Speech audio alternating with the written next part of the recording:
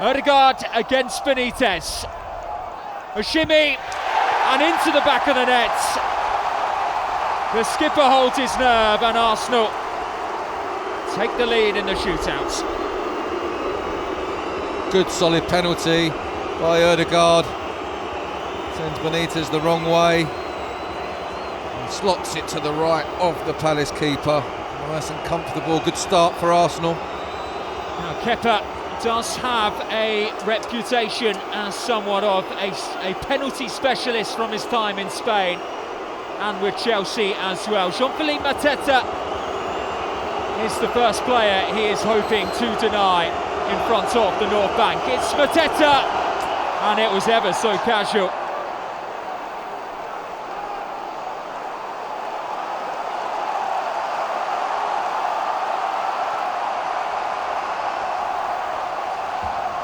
Declan Rice next up for the Gunners. We know all about his dead ball capabilities, usually from a corner or a free kick indeed. At this very end against Real Madrid on two separate occasions in the Champions League last season. What can he do from the penalty spots? A chance to restore Arsenal's advantage in the shootouts.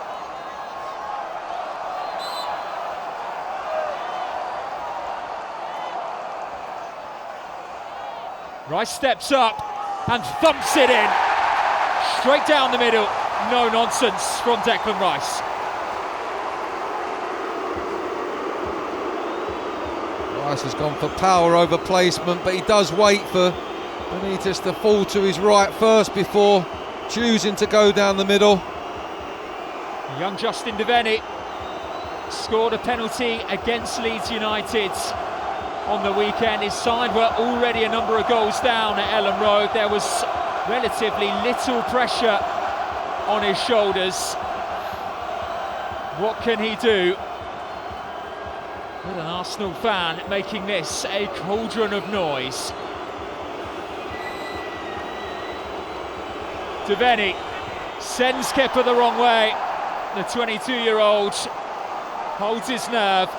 And we're back on level terms once more.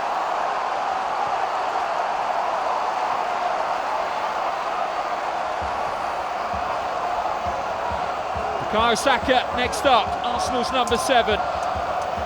Scored from the spot against West Ham already this season.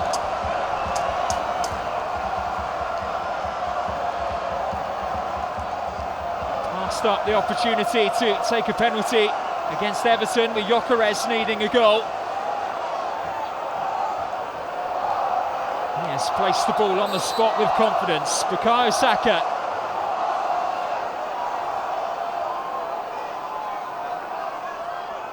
Against Benitez. And Saka scores right into the side netting. Oh, that's a lovely penalty. He just strokes it to the left. Benitez goes right and it just comes off the inside of the post, right at the bottom by the side netting. A lot of pressure on Saka for that penalty because they've all been solid so far. The keepers have not got near any. Will Hughes is not a renowned goal scorer, not found the back of the net in over 2.5 years. This is different though.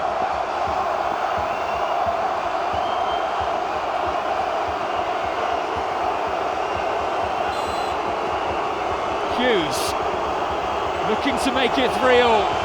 Does make it 3-3. Yeah, solid pen.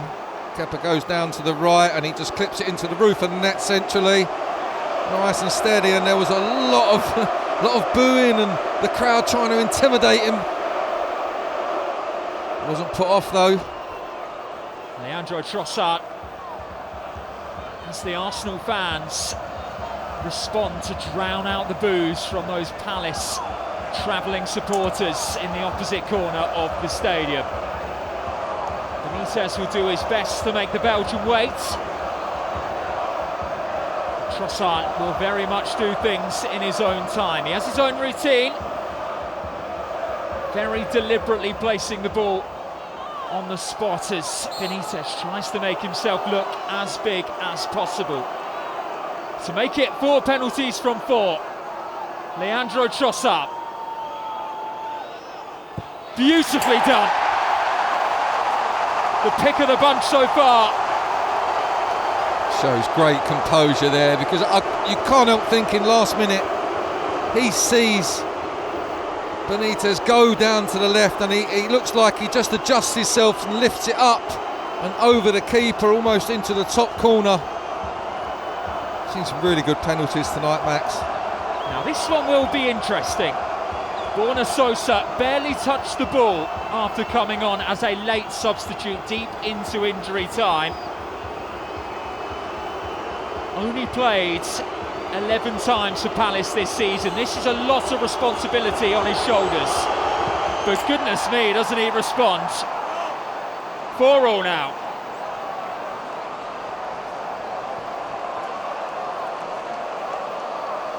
Mikel Merino to make it a perfect complement of penalties for Arsenal. Ødegaard, Rice, Saka, Trossard have all beaten Walter Benitez from the spot. It's up to Mikel Merino now.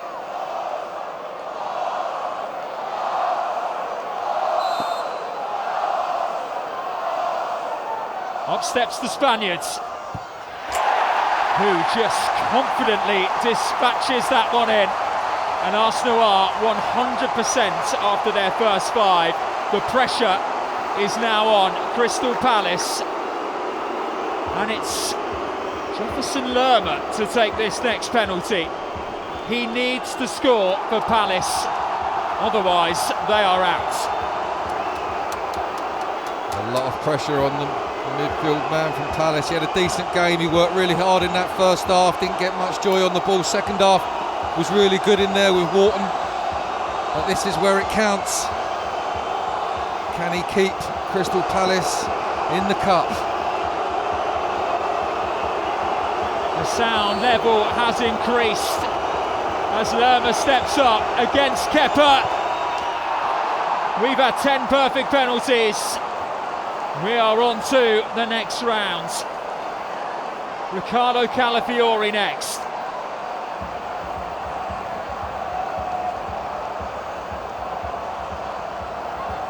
Typically, this is where we get into the area where the players who perhaps didn't feel as confident in putting themselves forward are made to step up. Calafiori,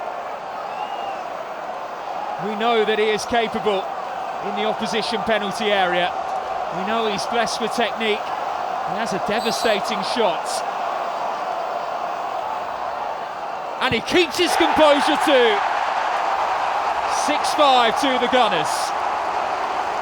Both goalkeepers not been able to go the right way at all, and the one time Benitez did, it was Trossard that lifted over the top of him. It's really been all about the penalty takers. A metronomic player in midfield, Adam Wharton, stroking the ball around with luxury at times this evening. So cool, so collected under pressure. But he's 21 years old. There is a lot of responsibility on those young shoulders. Oliver Glasner can only wait and hope. Wharton, goalkeeper sent the wrong way again. 6-6 in the shootout.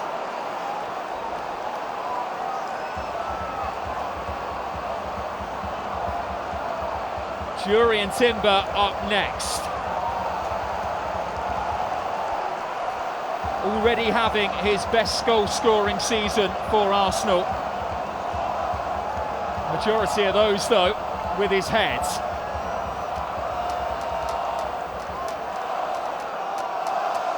Vastly experienced despite his tender years, Jurrien Timber.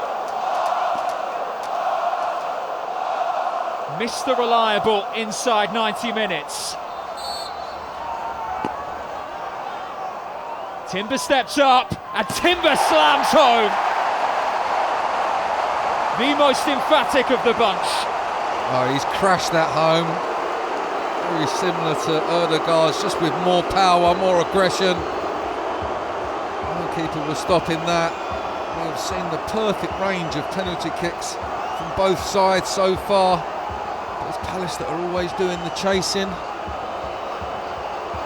Cristantas Uche, we mentioned he's made his journey up from the 5th tier of Spanish football. This is probably the most high-pressure kick of his young career so far.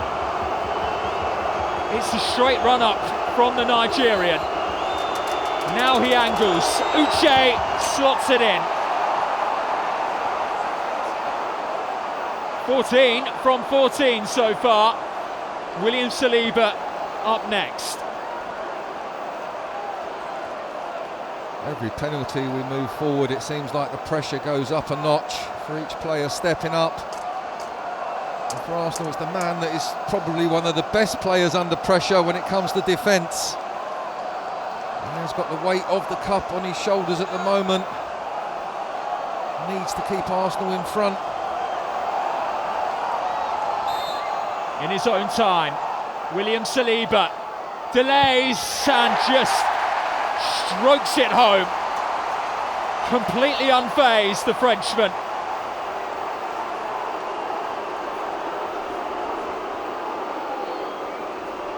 And his compatriots is now stepping up. Another French centre-back, Maxence Lacroix, who gave Arsenal the lead in this tie with 9 minutes to play. Poking past his own goalkeeper.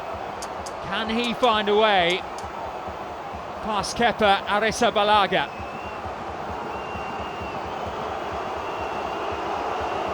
Carefully measured out those steps from Lacroix. And saved by Kepa, who schedules a Carabao Cup semi-final date with Chelsea. A two-legged London derby awaits the Gunners in the new year. And they have a new penalty shootout hero in Kepa.